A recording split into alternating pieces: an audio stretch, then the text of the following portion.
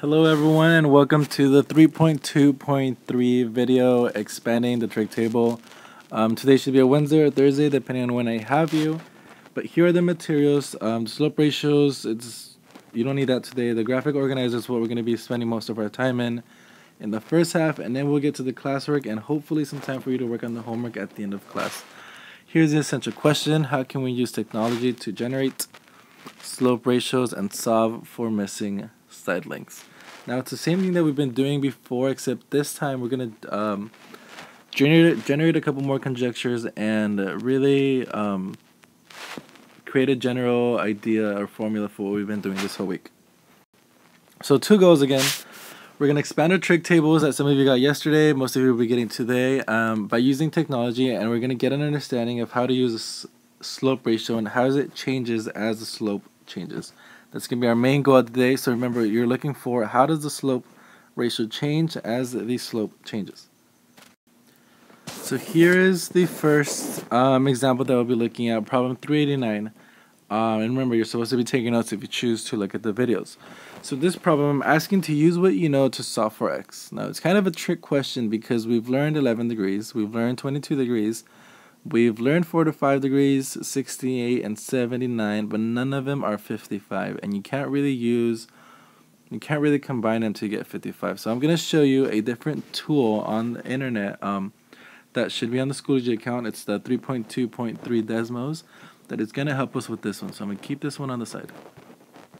Now once you click on that link, it should bring you something pretty similar to what we see on the screen right now. And what we're looking for, what this shows you, first of all, this is Desmos. I'm pretty sure you all used it before. And you can actually play around with this part and you will drag the angle. The angle is this part right here, alpha. You can play around with delta x. Remember, it's kind of like a run right here. And you will also, it will give you your delta y, which is your rice. Fortunately for you, I've also set up an equation that's going to give you the slope ratio. So again, this is the slope angle. This is a change in x. This is a change in y. And this is our slope ratio. Now don't worry about this folder. That's just busy work. That's just how I had to put everything in there for you. So now if you click on it, we're looking at 55 degrees. So you can play around with this. You can see how it moves around. Dun, dun, dun, dun, dun, dun, dun, dun, dun, dun. Another way is to click in there, and you can actually type in, if you delete that, 55. See? Gives you the slope. Click out of it. Your delta x could be, what's your delta x in this case? 8. Oh no, your delta x is x, your delta y is 8. So what you're going to have to do to get that one is play around with delta x, which is this one, until delta y equals 8. And you really just have to play around with it. Oops. Sorry, I keep moving it. Right now it's 8. Delta y is almost there. Let's stick with that one. 7's good enough. You don't really have to estimate. Right here you get 9.99. Oh wait, sorry, we're doing 8. My fault. Let's get as close as we can. That's good enough. 5.6. Again, if you want to get a little bit more closer, you can kind of play around with it. 5.61, something like that. 5.6 is good enough. You want to round it. So how do I know that? Because over here I have an 8, and over here I have 7.999. So it's about 8. So now I know that this angle right here is 55. I can go ahead and label it. This angle is 55. Let me get a smaller one. I know that this part right here, because of what I have right here, is 7.99, so I'm just going to write 8. And now I know that x is 5.6. Yeah. So my slope ratio is 1.428, or I can write it as for 55 degrees, my slope ratio will be 8 over 5.6. Now if you use a calculator, let me take mine out real quick. 8 divided by 5.6 is the same thing as saying 1.43, which is again similar to what I have down here. Pretty simple. Let me move this around for a little bit. Let me delete this part. Let's try another example. We got this one down, so I'm going to throw this one away. Problem 390. Similar problem. Now use what we know to see if we can figure out what theta is. So in this case, we are given the change in y. We're given the change in x. And we want to find out theta. Remember, that's theta. That's not a 0. That is theta. Start using this academic language. Let me pull this up again. Same as before, I kind of want to play around with delta x. I know that in this case it's 6. I also know that delta y is 50. So now I have to play with the angle. I have to play with the angle until my delta y down here is 50. 6, 7, 8, 9, 12, 16, 17, 24, 39. Too much. 48. Maybe it's 0.2. Nope, a little too big. 0.1. 0.15. 0.17. 0.16. That's close enough. So I'm going to say, just because I want to keep it accurate because I'm a little OCD like that, I'm going to say that for this alpha, when it's 50 over 6, it is going to be about 83 degrees.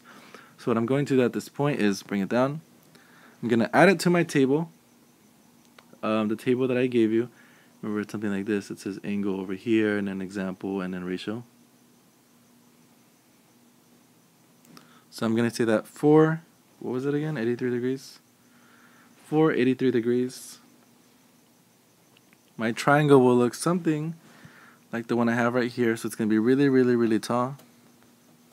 I can zoom out. Maybe you can't. Can I? Yes. Well, anyways, it's not working. But anyways, I can zoom out, and my triangle is going to look something like this. Super, super tall, super skinny. And my ratio is going to be 50 over 6, because I already gave it to you. You can simplify it, and you'll probably already know that this is the same thing as saying 25 over 3. Or you can look at the fraction, or the decimal that's already given to you. In this case, the decimal is 8.33. You can probably get the idea now of how to start filling this out, but I'm going to give you one more example because this other one is a little bit more complicated. So let me delete this. This one, nope. Nope, it's not deleting. That's fine. Bring it down, bring it over here. Now for this one, I'm giving you something else. I know that my change in y is y, my change in x is 10, and my alpha or my theta, whatever you want to call it, is 70. Pretty much my slope angle. So if I bring this one up, this was actually a lot easier than you probably think. A is 70, so I can move this down. Might be easier if you just type it in. Delta x is 10. Let's zoom out. And delta y, all I have to do to figure it out is look at this one, and it's about 27.5. So I'm going to go ahead and write this, 27.5. You're estimating, it's completely okay to estimate.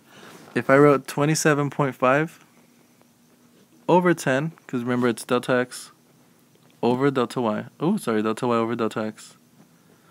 I will get that this is the same as 2.74. Now, how do I know that? I can use a calculator, or I can just look at this part right here. So that's pretty much in summary how you use this app that I'm giving you. Again, your goal is to fill out your trig table, get as much as you can, because at the end of the class, we're going to have a short little quiz that's kind of going to have us required to use that table. If you finish early, you can go ahead and get started on this. It's a little quick, right? Don't worry about the time. Let me cross this out for you. We're going to do it as a class eventually, but you can start thinking about it. First part is what happens to the slope ratio when the angle increases? What happens when it decreases? What happens to the slope ratio when the angle is 0 and when the angle is 90? And last one, what happens to the slope ratio, or when is the slope ratio more than 1 and when is it less than 1? Go ahead and think about these. I'll keep walking around. Make sure you're staying on task and make sure that you are not watching videos on YouTube. Besides that, please let me know if you have any questions, but please also make sure to ask the people around you because they probably also had the same question and were able to get through the problem. So good luck, and I'll see you in a little bit.